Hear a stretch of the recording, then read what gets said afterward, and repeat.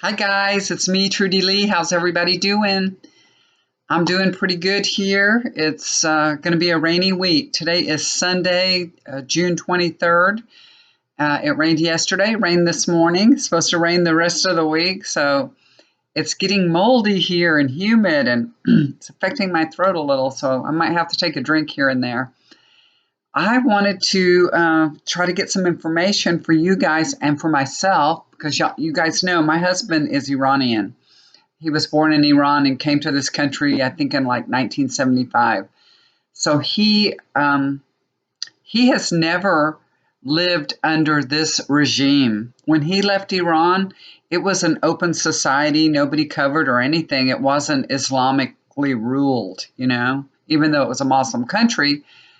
His sisters and mother and all them, they never had to cover, and they didn't. So they were Muslims, but they weren't real fanatic-y Muslims. But of course, now their children that's all they've ever known. So right when we met and married, that's when all this stuff, it was, Americans were being held hostage in Iran. That's when I met my husband. How weird is that, right? I was like, oh, I don't know if I like you when I met him. So anyway, it worked out okay. We're still married, so it's still good. So we just want to know, is there going to be a war? It's kind of scary, It's so scary that, like, my husband will go visit Iran like every 4 or 5 years. He'll try to go visit because his whole family's there.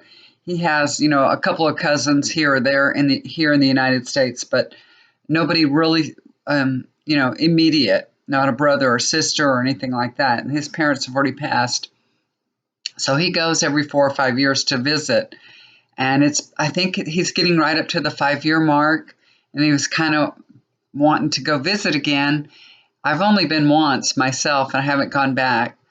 And now he's like, I don't think I want to go right now because what if something happens, and they don't let him come home for some reason. He is a U.S. citizen, but what if something happens and he can't make it back home, or they take him as a hostage just because they could say, you're a spy? Because my husband, he doesn't like the mullahs, and he's against that and everything, and he puts it out all on his Facebook. He says crap about them all the time. So if they ever read his Facebook, they would probably stop him at the airport for sure. So he's a little bit hesitant now. He's kind of like, maybe I shouldn't go. So I don't think he'll be going until everything calms down for sure. But so Iran blew up a drone that they say was in international airspace. Then how come they have all the parts to it? How come they have all the pieces of the drone if it wasn't in their airspace? I think that was one of the reasons why they backed off from, bombing them and doing something retaliating, that the U.S. didn't retaliate because they were showing that they have this drone. They have all the pieces of the drone. And if the drone wasn't over Iranian territory, how the heck did they have it? You have to think about these things. Also, when Prime Minister Abe, is that how you say his name? Abe was in Iran. They were meeting with Iran, and that was the first time that they had a meeting in 40 years.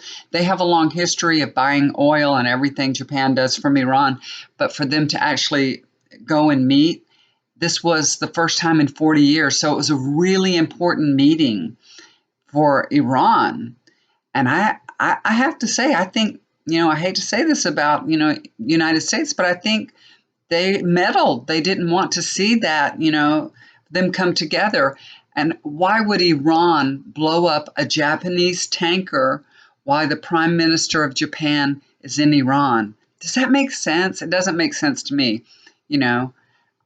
Japan is trying to promote diplomatically, they're trying to promote peace and stability with the Iranians, And also the owner of the Japanese tanker, I read that he said all the sailors said they saw something flying through the air and coming at the tanker. And also the hole that was in the tanker, I read that it was way above the water line. So it couldn't have been a mine, that damaged the side. So it's some weird stuff going on here, y'all. There's just something really weird going on. And let's see what the cards say. Let's see what Spirit has to tell us. So I haven't shuffled yet. I am shuffling on camera, which I usually don't do. I usually have all the cards set out and ready to go, but I am going to lay them out right now. So let's see. Are we going to go to war with Iran? Are we going to go to war with them? Is this going to be settled diplomatically? Or are we going to go to Iran? What can I tell everybody? What can I tell everybody? Let's see. Let's see if we can get a little information here. Okay. What can I tell everybody about Iran? Are we going to go to war with Iran? Okay. Now see, this takes time, y'all. That's why I usually do this. Ooh, this is weird.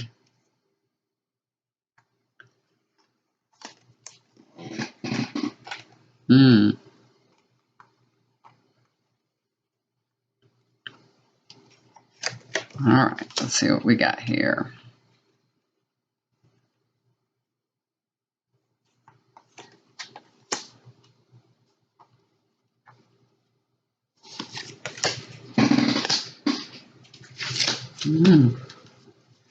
This is good. Okay, so the first card we've got is the Devil. And this is all about bad behavior, and bad influences, bad behavior. So in the past, Iran, it has had some bad behavior there in the Middle East, They've kind of stirred up the pot and stirred up things. And, I think, wow.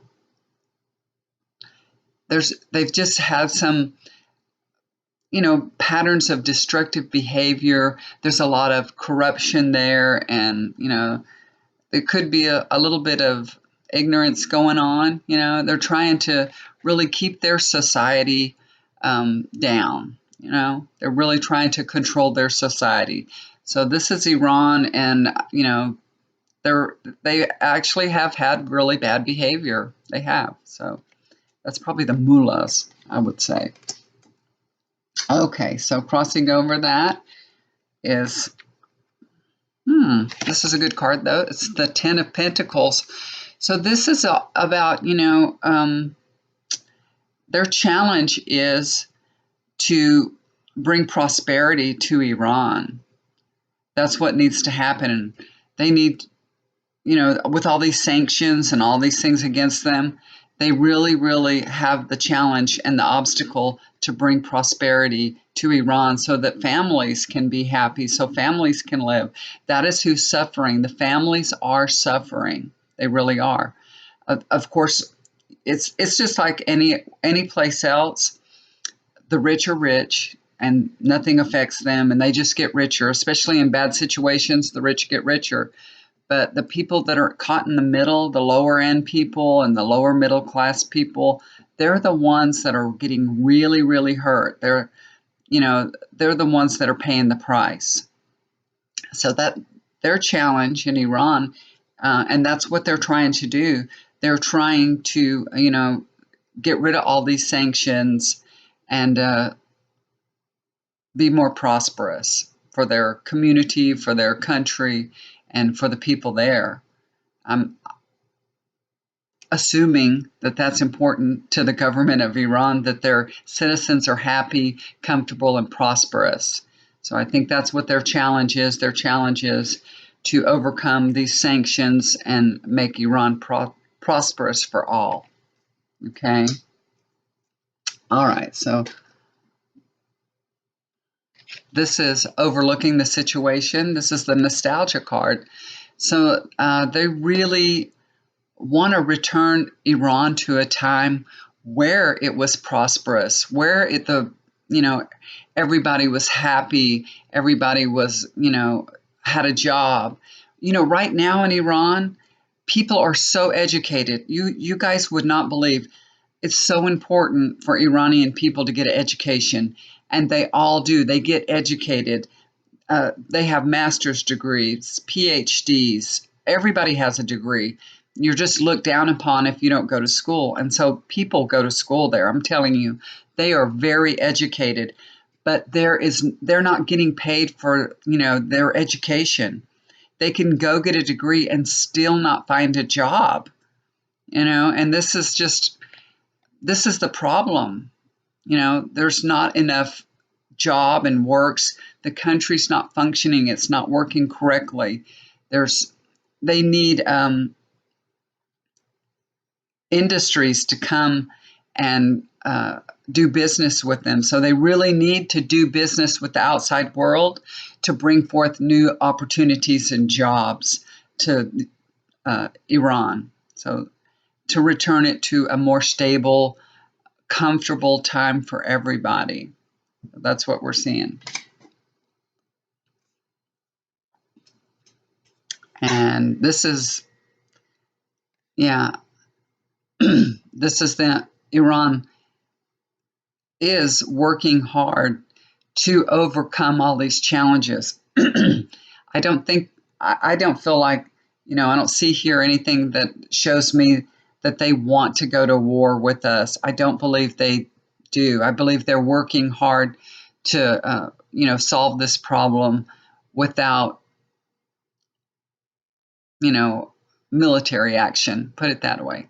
So I know Iranian people are very proud, and Iran is a very proud country. It's very, very old country, and they're very proud, and they won't let the U.S. or any other country step on their toes for sure. So they did show military might by knocking down that drone, shooting it out of the air. They're not going to let anybody step on their toes. They're very, very strong, and they're very strong too. So they have worked hard to build their military. They've worked hard to have a strong government. They do. They really do. I mean, the people have tried to overcome, and, they can protest in the streets and they'll shoot them. They'll really will shoot them. They did that before. They had a few years back, they had them all in the streets, and, people were marching and all, and they were just shooting them. I remember one lady in particular, they shot this lady in the street, just a woman walking in the street protesting.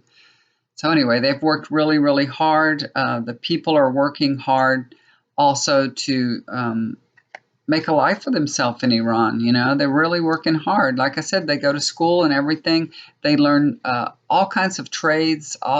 They're very educated, and it's like it's not enough, it's really not enough. Things have to change in Iran. They really do. All right. And their past, it's the Knight of Pentacles. So, when this regime changed, I think it was was it around 1980, right? That happened. I'm not sure on my dates. I'm just thinking about when I met my husband and all. So I think it was around 1980 that it changed. The regime changed, and everything was at a standstill. It's just been at a standstill. I know for us, like I said, my husband has never known this regime, never lived under it, and they had a free society. He could go to cabarets, go dancing, drink alcohol, do all those things. When he grew up in Iran, he did those things. They don't do them anymore. They don't have cabarets. They do have places they serve alcohol under the table. They're not supposed to, but they do it. And I'm sure the mullahs must know. I mean, if everybody knows, they know too. They're just turning their head to it because they don't want to, the young people are revolting, and I think they just want to give them a little bit without. It's kind of like being a parent and knowing that your child's doing something, but you're like, okay, that's not too bad. I'm not going to say anything. So we were just waiting for this regime to change, really, really waiting. And that That's what I thought. That's what my husband thought. This will be over within months. And then we thought maybe in a few years. And wow, it's been 40 years. Can you believe it? Is it 40? Yeah, about 40 years. It's crazy. Okay, so it looks really good. I don't think we're going to go into any war with Iran at all. They have their own issues to work through in their country. They're already having enough difficulties. They were in a war with Iraq forever. You know, they've always been fighting them. Now that the United States took out Iraq, that's not a problem anymore. They're not fighting with them anymore. But I don't think they want to go back to those days, you know, and especially with the U.S. So here's the future. You get the Empress. So this is good for Iran. This is abundance, happiness, fertility. So this is really, really good. This is a time that they need to spend it nurturing the country and taking care of the country. You know, I see them doing, you know, there are many good things going on in the country now, and they're going to further that. The infrastructure, that's part of nurturing the country. So they have to strengthen their infrastructure, and things are going to get much better, much, much better. So I think we're probably going to see some kind of new deal. You know, that's what Trump wanted all along, was to make a new deal with Iran. That's why he's doing all these things, to pressure them to come to the table and make a new deal. And of course, Iran doesn't want to do that because they don't trust him anymore, because he already reneged on a deal. You know, when you're the president of the United States, you have to honor the deals that the United States made. You know, you should honor them. I understand if he wanted to renegotiate the deal, if he wanted to do that, he could tell, you know, Iran, come to the table. I want to renegotiate this. We need a little bit better commitment from you or something. Not, I'm out, I'm done. You know, I'm not doing this deal. That just made him look like a bad guy, which we know Trump. Yeah, sorry if you all like Trump. He's a horrible negotiator. I think he's terrible. But anyway, he's putting pressure on Iran, and I think they will respond. And I think it's going to turn out in a positive way anyway. I think that we'll see a new deal emerge, because really the way that he's putting pressure on Iran with all the naval ships going over there and everything, and they have to make a deal. They have to. They're a much smaller country, y'all. They're a small country. They're mighty, but they're much, much smaller. So just go look at it. You know, they're much smaller. So I think it's going to turn out okay, guys. It's going to turn out okay. We're not going to have a war with Iran. Yeah, it's all good. So that's what I see anyway. Okay. So I think we don't have anything to worry. I think they're going to come to a solution. They will. All right, guys, let's see. I have another question here. I want to look at Mitch McConnell. So, does Mitch McConnell have enough support to be reelected? I don't know. The Kentuckians love him. He's 77 years old. He's been reelected 5 times. Do you know how much legislation he has stopped from being voted on and going through? It's ridiculous. They're doing nothing. And the poor children at the border, the parents and the children being separated, and they're not being taken care of properly. It's horrendous. It is horrendous. And then Trump saying, I'm going to go round up some more children and parents and put them in the cage over there. I mean, come on. Come on.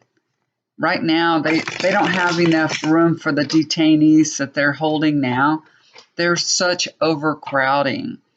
I saw they have, like, in a place that is supposed to have like a little over 100 people, they have like 900 people. So it's really it's crazy. It's really crazy, y'all. It's horrible. It's crazy.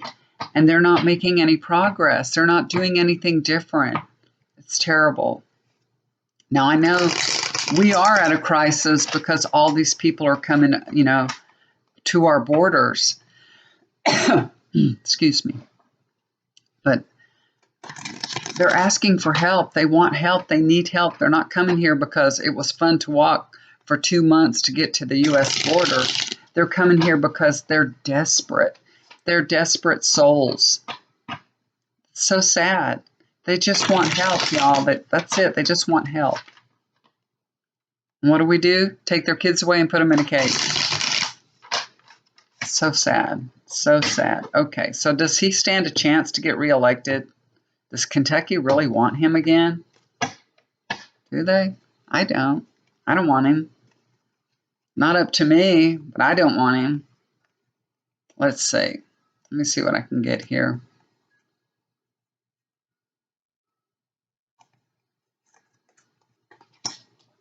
Oh.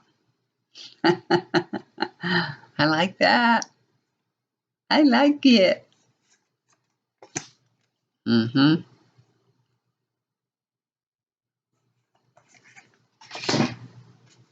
Yeah.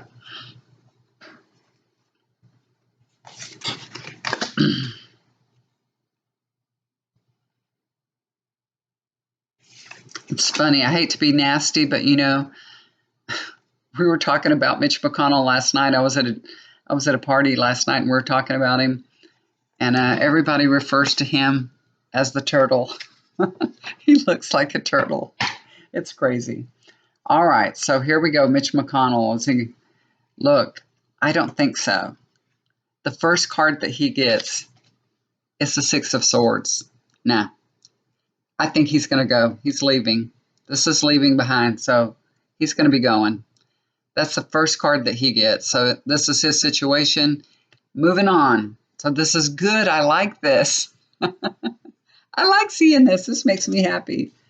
And yes, this is crossing over that card. Kentucky has a choice to make. So I think they're going to have a choice to make, and I think he's leaving. That's what the Lover's card is all about, choosing. Choosing who you love. And hopefully they don't love him anymore. But that looks like to me they will not choose him. Ah, look at this. This is good. I like this. Overseeing this is the Death card. So big changes are coming. This doesn't mean he's going to die, no, but it could be the death of his career, the death of, him being in the Senate and being the majority leader in the Senate. So hopefully this is over. This is great. I love seeing this card in his spread. So yeah, I feel like he's going to be gone. That's another confirmation. Yes. So yeah. So this is the Three of Wands, fire energy. This is all about the future and the choices that we're going to make that are, it's going to be good for everybody in the United States, everybody. So I think the Kentuckians, is that what you call them? They'll make the right choice. They'll make the right choice that's going to be good for the United States. So this is all about making plans for the future, and these are good plans. We're gonna like these plans that are made. So I think they're going to make the right choice. Yeah. So this is the Ace of Swords. This is for the past for him. This is just showing that he had this opportunity, and he's had this opportunity for a long time to lead the people, to lead the Senate. And, this is what's brought him to where he is today. And I think it's done. It's done. Oh my gosh, look at his outcome card, y'all. This is the future. Oh my God. It's the Ten of Swords. He's done. He is done. I mean, he got the Death card. He got the Ten of Swords. He's done. He's done. Mitch McConnell is ding dong done. This made me so happy. I never get happy in these negative cards, but I'm getting kind of happy here. So yeah, he's done. He's gone. No, he will not get reelected. That's what these cards say. I'm sticking with the cards. It's not looking good for him. It looks like there's going to be a change. The Kentuckians are stabbing him in the back. They're going to stab him in the back and not reelect him. They're done with him. He's an obstructionist. So he's done. Okay, guys, that's good, huh? I'm glad to see that. That makes me really happy. Hey, let's do one more before I go. One more. Let's do Roy Moore. Can you all believe he's running again? My God. That creepola. He's really a creep. He's just got, I mean, I don't know the man. You know, I don't know him. But you can feel the energy from that man. You can look at his face, and he just feels like a creepola. He really does. Now, I know I'm saying negative things about him. I'm sorry if anybody is for him and you're watching this. I apologize. I shouldn't let my mouth run. I'm sorry. I don't like him. I really don't like him. He's just like a hillbilly redneck. I don't know. I don't like him. So does he stand a chance to get elected? Does Roy Moore stand a chance to get elected? Let me see what I can get here. Let's see. Let's see. This is for Roy Moore. Will he be reelected? Will he be elected? He wants that seat back. I think. All right. Didn't Trump even, I think Trump even said he'll never get elected. He'll never win. I think even Trump said that. So let's see what's going on here with him.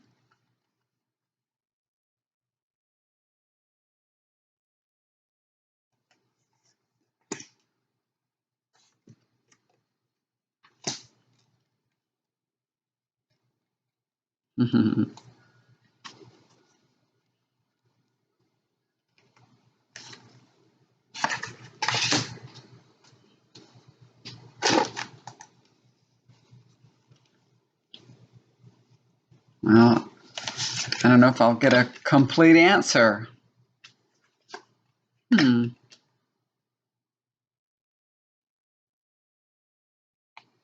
is kind of weird.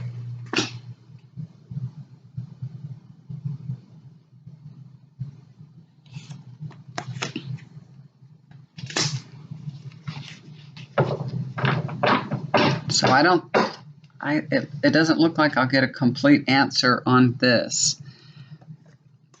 The first card he gets is the Queen of Swords. So I think this is very possibly his wife strongly defending him and defending his honor. So we're going to probably see a lot of her. She's going to probably be in a lot of commercials, and she's going to be standing at his side, of course, all the time. But she's really going to be vocal and coming out. And she's going to be defending him mightily. Okay, and then crossing over that situation is the Seven of Swords. Yeah, so, you know, he really thinks that the last election was stolen from him.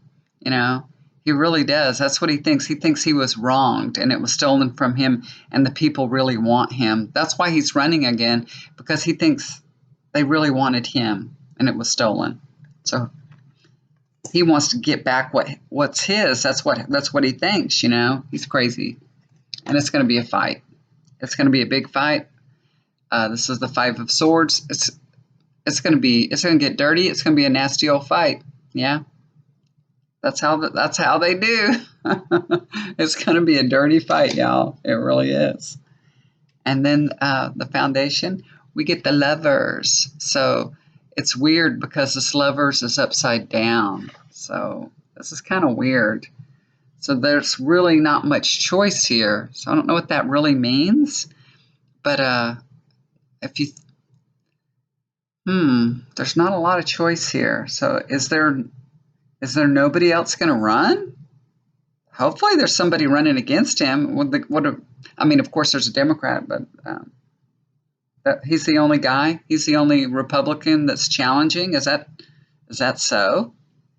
Is he the only choice for the Republicans? That's weird. All right. In the past, this is Temperance. So in the past, we know what happened, right? We know that he was not elected. Wasn't that a re-election for him? He wasn't elected, and it was calm and peace. So the angel of peace watched over that election, and everything calm and peaceful and went well. Okay, hopefully it will again. So this is where we're coming from. And then the future is the Queen of Cups. So, that doesn't really tell me an outcome for it. That's the Queen of Cups. That's just more female energy there. A lot of emotion. A lot of emotion. So we're going to see there's probably going to be a whole lot more women coming up to bat for him. So I feel like that's what we're going to see.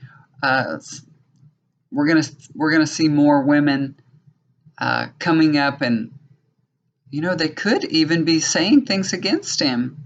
So this could go both ways. This could be somebody saying things, defending him. So I think with the sword, they're defending him. With these emotions, there's going to be a lot of women. I would say there's going to be more stories coming out. Maybe some story that's going to come out, emotional story from a woman will come out. That's what I think this means. Yeah, I was going to say that I thought it was another woman defending him, but no, it's emotional. So I think this is going to be another story coming out. That doesn't really tell us how it's going to end. Let me see. Let me pull one more card and see if I can. So I asked, does he stand a chance to get reelected? How about, will he get reelected? Okay, one more card. Will Roy Moore get elected? I keep saying but elected. Okay, let's see. Got my cards here. Let me choose one. Let's see. What is this one?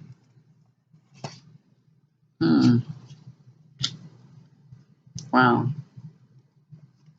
So I don't think we're supposed to know right now, y'all. I got the Chariot. So this is about getting control over the situation. So, this could be a positive card for him, that he will get control over the situation. So, and maybe he's getting control over the situation of females telling stories about him. Maybe he's going to get control over the situation, but it doesn't truly tell us if he's going to be elected or not. Maybe it's too soon, or I'm not supposed to get that information right now. I'm not allowed to have that information right now. So we'll just have to do another reading as time goes on. So we do have a long ways to go. So we'll see what happens. I think we're going to see a big fight. He's going to have a big O fight. We're going to see him on TV. We're going to see his wife speaking for him, defending him constantly. Probably another story coming out about him. And it looks like he might take control over the situation. So we'll see what happens. Wow. Wow. All right. I wish I got a better answer on that, but at least we know that Mitch McConnell is a goner. He won't be coming back. So I really feel strongly about that. The cards really, really were very direct on that. So I feel good about that. Okay, guys, I was able to do this reading because my husband is gone for the day. So I have nothing else to do except for clean house and cook, You know how that is? It's Sunday. It feels like you should make a big dinner on Sunday, right? So I think I'm going to go and plan a nice menu and have a nice big dinner. Maybe I'll invite my kids. Just call them up and say, Mama's cooking. Come on and eat. All right, guys. I hope y'all having a beautiful Sunday. Thank you for listening to me. If y'all like my videos, please hit the like, subscribe to my channel, hit the bell to be notified for the next one coming out. And if you'd like to get a reading with me, I have a summer special, $25. It's a great deal. I've been a little bit busy. I usually try to do my readings 24 hours after I get paid, but it might be 48 because I'm kind of busy. But I'll do my best, okay? So send me an email. My email's down below. It's trudyleetarot@hotmail.com. All right? Okay, guys, do something kind for somebody today. It'll always come back to you. Love you. Y'all take care. Bye for now.